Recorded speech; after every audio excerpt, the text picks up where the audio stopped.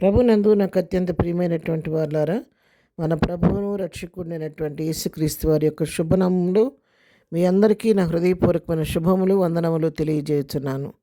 ఉదయకాల సమయంలో దేవుని వాక్యాన్ని ధ్యానం చేసుకుందాము.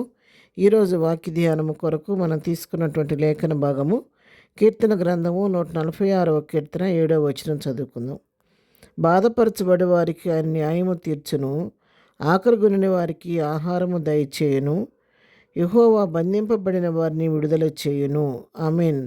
దేవుని నామమునకు మహిమ కలుగును గాక. ఇక్కడ ఈ వాక్య భాగాన్ని మనం గమనించినట్లయితే మరి దేవుడు మనతో మాట్లాడుతున్నటువంటి మాటలు, ప్రతివారు ఎవరైతే ఈ వాగ్దానాన్ని స్వతంత్రించుకుంటారో వారితో ప్రభు మాట్లాడుతున్నటువంటి మాటలు. మరి ఆయన ఎన్నడూ మాట తప్పని దేవుడు కాబట్టి మరి నీ విషయంలో నా విషయంలో శ్రద్ధ వహించి నువ్వు ఆయన చిత్తం కొరకు కనిపెడుతూ ఆయన పక్షంలో చేరి, ప్రభువా నా పట్ల నీ చిత్తం ఏంటి, నాకు ఉన్న ఈ శ్రమ నుంచి విడిపించమని మనం ప్రభువుని వేడుకోగలిగినట్లయితే, ఆయన ఎవరైతే బాధలో దుఃఖంలో ఉండి తన సహాయం కొరకు వేడుకుంటారో వారి విషయంలో వారికి న్యాయం తీర్చే దేవుడుగా, న్యాయాధిపతి అనే దేవుడుగా, అందుకే వాక్యం ఆయన భూలోక న్యాయాధిపతి అని సంబోధిస్తుంది.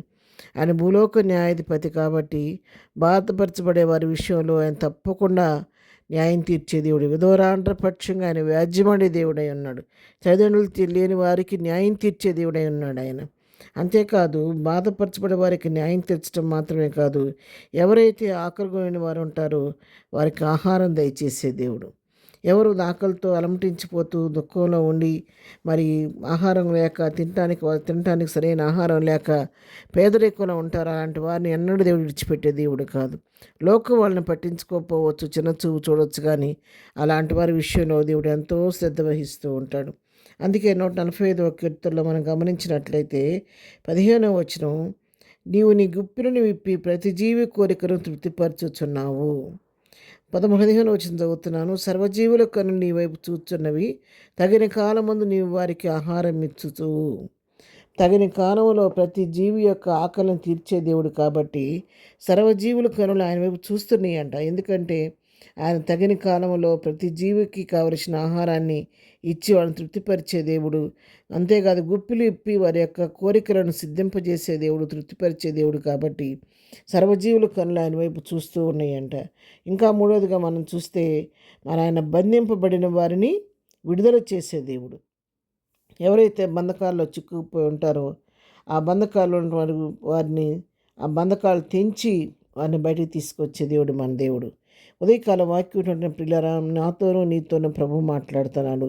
నువ్వు ఏ బంధకాల్లో చిక్కుబడిపోయి ఉన్నావో నాకైతే తెలియదు, కానీ నువ్వు ఎటువంటి బంధకాల్లో చిక్కుకుపోయినప్పుడు కూడా ఈ ఉదయకాలం నీకు శుభవార్త, నీ బంధకాలన్నింటి నుంచి విడిపించే దేవుడు నీ పక్షంగా ఉన్నాడు.